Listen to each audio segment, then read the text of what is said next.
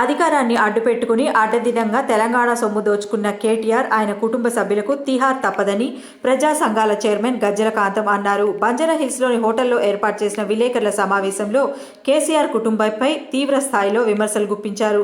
తెలంగాణ రాష్ట్రాన్ని కుటుంబ సమేతంగా డ్యూటీ చేశారని మండిపడ్డారు. ఎన్నికల కోడ్ ఉండగా కేబినెట్ ఆమోదం లేకుండా ఫార్ములా ఈ రేస్ కేసులో 55 కోట్ల మీద అవినీతికి పాల్పడ్డారని విమర్శించారు. అక్రమాలకు నిలయంగా గత ప్రభుత్వ పాలన సాగిందని విమర్శించారు. అవినీతి అక్రమాల ఆరోపణలు ఎదుర్కొంటున్న కేటీఆర్ తెలంగాణ సెంటిమెంట్ను రెచ్చగొట్టే ప్రయత్నం చేయడం విడ్డూరంగా ఉందని తెలిపారు. కేసీఆర్ కుటుంబం చేసిన అవినీతి అక్రమాలతో పాటు ఉద్యమకారులకు చేసిన ద్రోహాన్ని ప్రజల ముందు ఉంచేందుకు ఈ నెల 29న తెలంగాణ ఉద్యమకారుల సభను ఇందిరా పార్క్ వద్ద నిర్వహిస్తున్నట్లు చెప్పారు. ప్రభుత్వ ఖజానాను ఖాళీ చేసి రాష్ట్రాన్ని దివాలాకోరు రాష్ట్రంగా తయారు చేసి దేశానికి స్వతంత్రం వచ్చే నుండి ఉమ్మడి రాష్ట్రంలో కూడా ఇంత దివాలా తీయలే రాష్ట్రం. ఖజానా ఖాళీ కాలే. దాదాపు 65 ఏళ్ళు పరిపాలించిన కాంగ్రెస్ పార్టీ కానీ, మధ్యలో టీడీపీ కానీ ఎవరు కూడా ఈ రాష్ట్ర ఖజానాను ఖాళీ చేసే కార్యక్రమం ఏ ముఖ్యమంత్రి కూడా చేయలే, ఏ రాష్ట్ర మంత్రులు కూడా చేయలే. ఇది చరిత్ర చెప్తుంది, నేను చెప్పేది కాదు. ఈ 65 ఏళ్లలో ఏ ప్రభుత్వం వచ్చినా, ఏ ముఖ్యమంత్రి వచ్చినా ఈ రాష్ట్ర ప్రజల బాగోగులు చూశారు. ఈ రాష్ట్ర ప్రజలకు అనేక స్కీముల ద్వారా పేదలకు, మధ్యతరగతి వాళ్లకు, అన్ని వర్గాల ప్రజలను అన్ని స్కీములు అమలు చేసి ఆర్థికంగా, సామాజికంగా అన్ని రంగాల్లో కూడా బాగుపడే విధంగా చూశారు. రైతులను, కార్మికులను మరి అనేక స్కీములను ఏర్పాటు చేసి, అదేవిధంగా లక్షల ఎకరాల భూములను కూడా పేద ప్రజలకు పంచినటువంటి చరిత్ర కాంగ్రెస్ పార్టీకి. ఉమ్మడి రాష్ట్రం ఉన్నప్పుడు 25 లక్షల ఎకరాల భూమిని నిరుపేద ప్రజలకు పంచారు. నిరుపేద ప్రజలకు 25 లక్షల ఎకరాల భూమి ఉమ్మడి రాష్ట్రంలో. అప్పుడు ఇందిరమ్మ రాజ్యంలో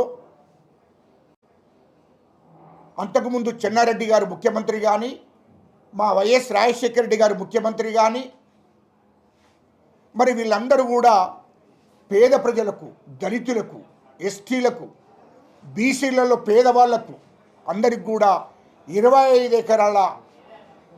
లక్షల ఎకరాల భూమి 25 లక్షల ఎకరాల భూమిని ఉమ్మడి రాష్ట్రంలో పంచారు. ఇందిరమ్మ ఇండ్లు ఇచ్చారు పేదవాళ్లకు, మధ్యతరగతి వాళ్లకు. ఇందిరమ్మ ఇండ్లు ఇప్పటి వరకు కూడా ఇందిరమ్మ ప్రధానమంత్రి అయినప్పుడు అప్పటి నుండి ఇప్పటి వరకు కూడా పేరు చెప్పుకుంటున్నారు, ఇందిరమ్మ ఇండ్లు ఇవ్వని. మరి ఆ విధంగా కాంగ్రెస్ ఈ దేశాన్ని, రాష్ట్రాన్ని ఏలుతున్నప్పుడు పేద ప్రజలకు సాయం చేశాది, పేద ప్రజలను ఆదుకున్నది. కానీ ఈ మీడియా ద్వారా ఈరోజు రాష్ట్ర ప్రజలకు తెలపవలసిన అవసరం ఉంది.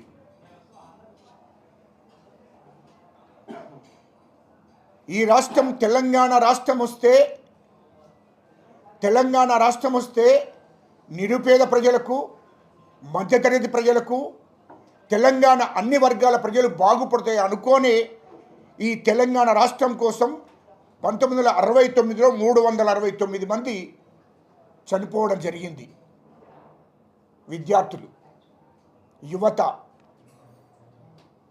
369 మంది ఆనాడు 1969లో చనిపోవడం జరిగింది. తెలంగాణ రాష్ట్రం వస్తలేదన్నటువంటి కోపం మీద ఉస్మానియా యూనివర్సిటీ నుండి, కాకతీయ యూనివర్సిటీ నుండి వందలాది మంది నక్సలైట్లుగా తయారైనటువంటి చరిత్ర. ఈ తెలంగాణ రాష్ట్రంలో ఉన్నటువంటి ప్రజల యువతంతా కూడా మాకు తెలంగాణ రాష్ట్రం కావాలనే లక్ష్యంతోనే మరి నక్సలైట్లకి వెళ్ళి తుపాకులు పట్టడం జరిగింది. ఇది చరిత్ర. ఈ తెలంగాణ రాష్ట్రం వస్తే మేము బాగుపడతాము, మాకు నీళ్ళు వస్తాయి, నిధులు వస్తాయి, మాకు ఇండ్లు వస్తాయి, ఉద్యోగాలు వస్తాయి అనే ఆశతోని ఈ తెలంగాణ ప్రజలు తిరుగుబాటు చేశారు.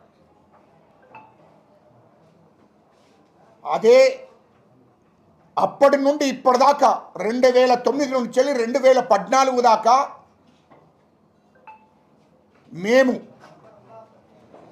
అంటే అటు ఉస్మానియా యూనివర్సిటీ విద్యార్థులు, తెలంగాణలో ఉన్నటువంటి విద్యార్థులు, యువత మేమందరం కలిసి తెలంగాణ రాష్ట్రం వస్తే ఈ మళ్ళీ కవితను తిహార్ జైలుకు పంపవలసిందే, ఈడీ విచారణ జరగవలసిందే, సిబిఐ విచారణ కూడా చేయవలసిందే, 3 లక్షల కోట్లు ఎట్లా దోశారో అవన్నీ బయట పెట్టవలసిందే. అది మేము డిమాండ్ చేస్తున్నాము కేంద్ర ప్రభుత్వాన్ని. ఎందుకంటే వాళ్లకు కవితకు వీడు మాట్లాడతాడు, దయచేసి మీరు వినండి, వీడు మాట్లాడతాడు, ఎవడు కేటీఆర్ మాట్లాడతాడు, మేము నీతివంతు. అరే నీకు ఇప్పుడు అమెరికాలో ఇల్లు ఎక్కడ రాబాయి, అమెరికాలో ఇల్లు ఎట్లా కొన్నావు రాబాయి, అమెరికాలో 4 కంపెనీలలో 50,000 కోట్లు పెట్టింది వాస్తవం కాదా? సింగపూర్లో హరీష్ రావు బాగా ఎగురుతున్నావు, సింగపూర్లో నీకు ఏ కంపెనీలలో పెట్టావో అక్కడ ఇల్లు ఎట్లా కొన్నావు మాకు తెలియదా? ఎక్కడి నుంచి వచ్చినాయి రాబాయి, నీకు ఏ నుండి వచ్చినాయి? మీరు తెలంగాణ రాష్ట్రంలో పదవులు వచ్చిన తర్వాతనే కదా, తెలంగాణ రాష్ట్రంలో మీరు అధికారంలోకి వచ్చిన తర్వాతనే కదా లండన్లో ఇల్లు ఎక్కడ రాబాయి నీకు? కవితకి ఇల్లు ఎక్కడది అక్కడ? దుబాయ్లో 2 ఇండ్లు, ఇది వాస్తవం కాదా? దుబాయ్లో 2 ఇండ్లు, లండన్లో ఇల్లు, రాజుల కోటను తీసుకున్నది కవిత. ఇవన్నీ ఎక్కడి నుండి వచ్చినాయిరా? మొదలు అమెరికాలో అన్నకు కేటీఆర్కు, లండన్లో కవితకు, దుబాయ్లో కవితకు, ఇక్కడ సింగపూర్లో హరీష్ రావుకు. మీరు 1000 కోట్లు ఇక్కడ నుండి దోషిన డబ్బంతా అక్కడ కంపెనీలలో పెట్టి వ్యాపారాలు చేస్తుంది వాస్తవం కాదా? దీనికోసమే నేను ఈ నెల 29 నాడు ఇందిరా పార్కు దగ్గర తెలంగాణ ఉద్యమకారులను, యువతను తెప్పించి అక్కడ సభ పెడుతున్నాము. దాంట్లో పూర్తి స్థాయిలో చర్చ జరుగుతుంది. మీరు ఈ తెలంగాణ రాష్ట్రాన్ని ఎట్లా దోషిందో ఖచ్చితంగా తెలంగాణ ప్రజలకు తెలపవలసిన అవసరం ఉంది. కాబట్టే తెలంగాణ ఉద్యమకారుల సభను 29 తారీఖు నాడు ఇందిరా పార్కు దగ్గర పెడుతున్నాము. ఖచ్చితంగా తాడో పేడ తేల్చుకుంటాము. ఇక్కడ చట్టం మీద గౌరవం ఉండాలి, కోర్టుల మీద. అందుకోసమే హైకోర్టు కొట్టేసింది, హైకోర్టు తిరస్కరించిందిరా, సుప్రీంకోర్టు కూడా తిరస్కరించింది. ఇంకా సిగ్గు లేదురా మా ముఖ్యమంత్రిని మాట్లాడుతున్నావు? మా ముఖ్యమంత్రి గారు నీతి నిజాయితీగా ఈ రాష్ట్రాన్ని పరిపాలిస్తున్నాడు మా రేవంత్ రెడ్డి గారు. అది గుర్తుపెట్టుకో. మీ లెక్క దోపిడీ చేసి కాదు, మా మంత్రులు కడుపు కట్టుకొని ఏమి వద్దో ఈ రాష్ట్రాన్ని బాగుపరచాలి అని 24 గంటలు ఈ రాష్ట్రం కోసం మా ముఖ్యమంత్రి రేవంత్ రెడ్డి గారు, క్యాబినెట్ మంత్రులు కష్టపడి ఈ ప్రజల కోసం పరిపాలన కొనసాగిస్తున్నారు. ఈ ప్రజలు బాగుపడడం కోసం, ఇందిరమ్మ రాజ్యం కోసం ఇది గుర్తుపెట్టుకోవాలని చెప్తున్నాం. ఖచ్చితంగా వీళ్ళని చెర్లపల్లి జైలుకు పంపుతారు. ఖచ్చితంగా కేటీఆర్, హరీష్ రావు, కేసీఆర్ మేము చెర్లపల్లి జైలుకు కాదు, మిమ్మల్ని తిహార్ జైలుకు పంపాలని మా కోరిక, తెలంగాణ ప్రజల కోరిక, రైతుల కోరిక. ఖచ్చితంగా తిహార్ జైలుకి వీళ్ళని పంపాలి. ఈడీ రంగంలో దిగింది, ఈడీ విచారణ చేస్తుంది. ఖచ్చితంగా వీళ్ళని తిహార్ జైలుకు పంపాలని చెప్పి కోరుకుంటున్నాం.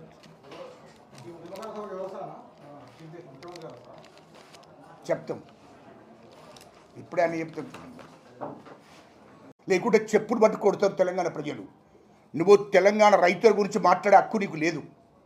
రైతులను మోసగించారు మీరు, దళితులను మోసగించారు. దళితులను ముఖ్యమంత్రి అన్నారు, అమలు చేసినారా మీరు? అవురా భూషుడికే మీ అయ్య ఏమన్నా నాతో చర్చలు జరిపేటప్పుడు, నాతోని చర్చలు జరిపేటప్పుడు, ఉస్మానియా యూనివర్సిటీ విద్యార్థులతో చర్చలు జరిపేటప్పుడు, ప్రొఫెసర్లతో చర్చలు జరిపేటప్పుడు, మేధావులతో చర్చలు జరిపేటప్పుడు ఏమని చెప్పినా మాకు?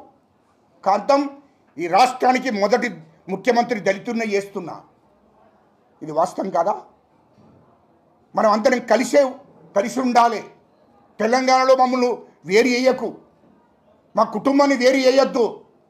మమ్మల్ని వేరు చేయకు, అందరం కలిసే తెలంగాణ కోసం కొట్లాడదామని చెప్పి, తెలంగాణ వస్తే నాకు అవసరం లేదు, తెలంగాణ మీ చేతిలో పెడతా, మీరే ముఖ్యమంత్రి అవుతాడు, దళితుడే ముఖ్యమంత్రి అవుతాడని చెప్పింది ఇది వాస్తవం కాదా? అవన్నీ మర్చిపోయి తెలంగాణ ప్రజలను మోసం చేసి, తెలంగాణ దళితులను మోసం చేసి, తెలంగాణ బీసీ బంద్ అని పెట్టారు. బీసీలను మోసం చేసింది వాస్తవం కదా? అరే నువ్వు బీసీ బంద్ అన్నావా లేదా? మరి బీసీ బంద్ ఏమైందిరా? బీసీ బంద్ ఇచ్చినావా?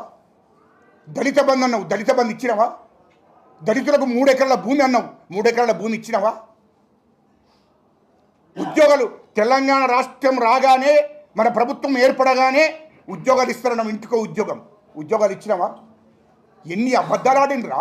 ఇంకా కాంగ్రెస్ పార్టీనే, కాంగ్రెస్ ప్రభుత్వాన్ని విమర్శిస్తున్నారు. మా ముఖ్యమంత్రి గారిని రేవంత్ రెడ్డి గారిని వాడు ఇష్టం వచ్చినట్టు మాట్లాడితే నాలుగే కోసేస్తాం నా కొడుక కేటీఆర్. తమాషాలు గట్ట వేస్తే నీ ఇల్లును ముట్టడిచ్చి నిన్ను ఫస్ట్ ఈ చట్టం కాదు, నిన్ను తెలంగాణ ప్రజలతోనే ఇక్కడి నుంచి ఉరికిపిచ్చి ఏర్పాటు చేపిస్తా నేను. నా కొడుక నువ్వేమనుకుంటే తమాషాలు గట్ట వేస్తున్నావా? మా ముఖ్యమంత్రి గారిని వాడు వీడని మాట్లాడే భూషణికే నీకు అర్హత ఉందా? ముఖ్యమంత్రి నీతిగా నిజాయితీగా కడుపు కట్టుకొని ఇంట్లో నుండి ఆయన ప్రయాణం చేసి పరిపాలన చేస్తున్నాడు. ఇయలో సచివాలయం కట్టారు, దాంట్లో 100 కోట్లు దోషేశారు. ఇయలో మీరు ఎక్కడ మీరు దొయ్యంది? అంటే రాష్ట్రంలో అన్ని జిల్లాల్లో కలెక్టరేట్లు కట్టారు, అండ్ల కమిషనే. రాష్ట్రం మొత్తం అన్ని శాఖలలో మీరు దోపిడీ జరిగింది, ఇది వాస్తవం. కానీ మా ముఖ్యమంత్రి రేవంత్ రెడ్డి గారిని గిట్ట ఇంకొకసారి మాట్లాడితే నేను నాలుకే ఘోషిస్తాం. నా కొడుక ఈ తెలంగాణ రాష్ట్రం నుంచేలే తరిమేసే రోజులు దగ్గరికి వచ్చినాయి. ఈ రాష్ట్రం నుంచి తరిమేస్తాం. నా కొడుక నీ మీద ఈడీ విచారణ జరగవలసిందే, ఖచ్చితంగా జరగవలసిందే. అవసరం అనుకుంటే తెలంగాణ రాష్ట్రం నుంచి 1,00,000 మందిని ఢిల్లీకి కదిలిచ్చి ఈడీకును సిబిఐ కాంప్లైంట్ చేపిస్తాం. నా కొడుక నిన్ను తిహార్ జైలుకు కేసీఆర్ను, కేటీఆర్ను, హరీష్ రావును